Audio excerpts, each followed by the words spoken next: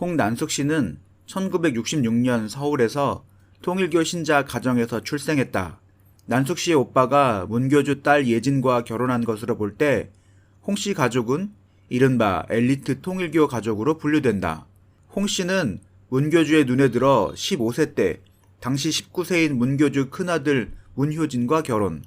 그때부터 이혼할 때까지 불행한 삶을 살게 된다.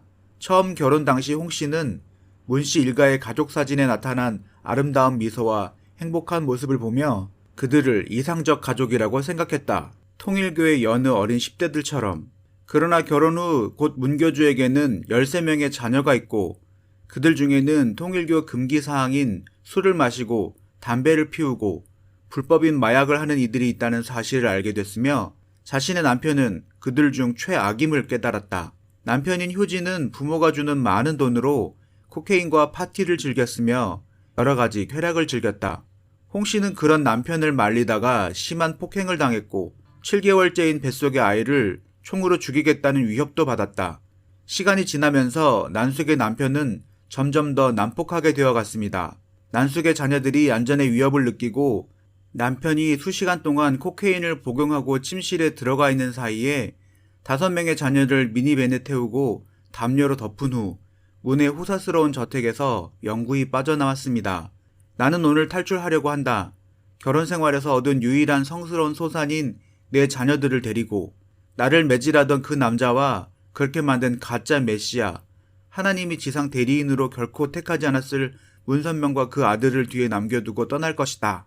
문 목사를 지금 내가 아는 사기꾼으로 받아들이기까지의 과정은 길고도 고통스러웠다. 오로지 그런 깨달음이 하나님께 대한 내 신앙을 끝내 흔들지 못했기 때문에 가능했던 과정이다.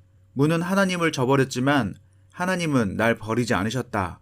어린 여성을 성적 쾌락의 장난감 내지 분노의 배출구로만 삼아온 남편의 소나기 속에서 나를 위로한 이는 오직 하나님뿐이셨다. 잠든 아이들과 몇 주 동안 극비리에 챙겨온 가방들을 돌아보는 지금도 하나님은 날 인도하고 계신다. 문선명 목사에 대한 신앙은 지난 29년간 내 삶의 중심이 됐었지만 이제 깨어진 그 믿음은 내 모성애의 견줄바조차 못 된다. 도끼 서리고 밀폐된 참가족 세계 속에서 오직 아이들만이 유일한 내 기쁨이었다. 나는 자신과 아이들을 위해 도망해야만 한다. 당초 내가 큰 아이들에게 떠날 생각을 알리자 그것이 여태 곧 즐겨온 호화스러운 삶의 끝장임을 알면서도 아무도 뒤에 남겠다는 아이가 없었다.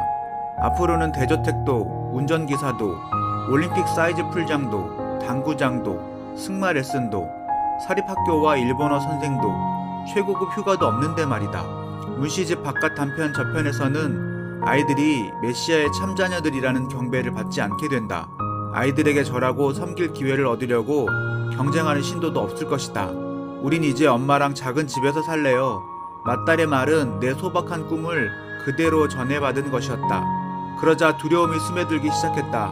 문선명 목사의 생활 궤도 밖으로 떠나는 것은 곧 영적으로 버려짐을 뜻하는데 신체적 위험도 동시에 따르지 않을까?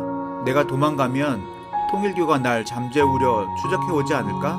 차라리 남아있어야 하는 것인가? 효진이 나와 아이들을 죽이려고 하던 것이 몇 번이던가. 마약이나 술을 먹고 기분이 좋으면 살인 흉내도 예사로 하지 않던가. 교회 돈으로 산 진짜 총으로 나나 누구든 방해하는 자를 공포 속으로 몰고 갈 수 있을 것이다. 나는 도주 계획에 최선을 기울였다. 결심하자마자 돈부터 챙겼고 아이들 교육비로 따로 떼어둔 돈을 은행에서 찾았다. 시어머니 한학자가 정기적으로 건네준 용돈은 한 푼도 쓰지 않고 모았다. 아기 출생 기념식 때 교회에서 입으라고 시어머니가 예거 부티크에서 사다준 수천 달러짜리 옷도 그 이튿날 현금으로 바꿔왔다.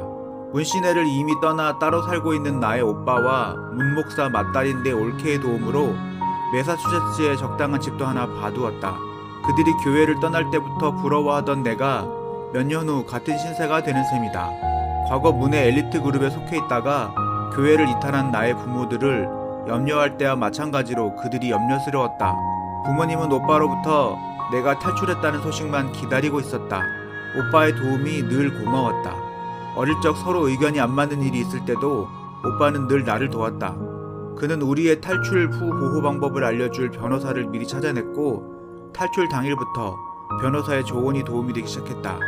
우리가 화요일에 떠난 것도 매사추세츠 카운티 가정법원이 매주 수요일 학대받는 여성들의 배우자 접근 금지 명령 신청을 청문하고 있었기 때문이다. 나는 지난 5년간 아이들을 돌봐준 구미코 부부를 보호하는데도 신경을 썼다. 그녀는 이트가든 정원사인 남편과 함께 헌신적인 일본계 통일교도였다. 구미코는 몇 주 동안 내가 짐 싸는 것을 보고도 침묵했다. 아무도 감히 참가족의 일원에게 질문하는 무례를 행치 못하지만 그녀는 수년간 나의 고통을 목격해왔다. 나는 도주 계획에 최선을 기울였다. 결심하자마자 돈부터 챙겼고 아이들 교육비로 따로 떼어준 돈을 은행에서 찾았다. 시어머니가 정기적으로 건네준 용돈은 한 푼도 쓰지 않고 모았다. 아기 출생 기념식 때 교회에서 입으라고 시어머니가 예거 부티크에서 사다준 수천 달러짜리 옷도 그 이튿날 현금으로 받고 왔다. 문씨네를 이미 떠나 따로 살고 있는 나의 오빠와 문목사 맏딸인데 올케의 도움으로 매사추세츠에 적당한 집도 하나 봐두었다. 그들이 교회를 떠날 때부터 부러워하던 내가 몇 년 후 같은 신세가 되는 셈이다. 과거 문의 엘리트 그룹에 속해 있다가 교회를 이탈한 나의 부모들을 염려할 때와 마찬가지로 그들이 염려스러웠다. 부모님은 오빠로부터 내가 탈출했다는 소식만 기다리고 있었다. 오빠의 도움이 늘 고마웠다. 어릴 적 서로 의견이 안 맞는 일을 있을 때도 오빠는 늘 나를 도왔다. 그는 우리의 탈출 후 보호 방법을 알려줄 변호사를 미리 찾아냈고 탈출 당일부터 변호사의 조언이 도움이 되기 시작했다. 문씨 집안에서 내가 영 떠날 줄로 생각하는 이는 아무도 없었다. 사실은 내가 그러리라 생각할 만큼 날 충분히 아는 사람도 없었다. 14년간 문씨네 한가운데 살면서 내가 뭘 생각하고 느끼는지를 물어온 사람은 단 한 명도 없다. 그들은 명령하고 나는 순종했을 따름이다. 그런 무관심이 지금 나를 도와주고 있는 것이다. 난숙은 마침내 이혼을 결심하고 95년 8월 8일 집을 나왔다. 그리고 그 다음날 매사추세츠 가정법원에서 2년 정도 걸리는 이혼 재판에 들어갔다. 그녀는 이혼 재판에서 남편이 갖고 있는 권총 등 55개의 총기류 리스트도 증거물로 제출했다.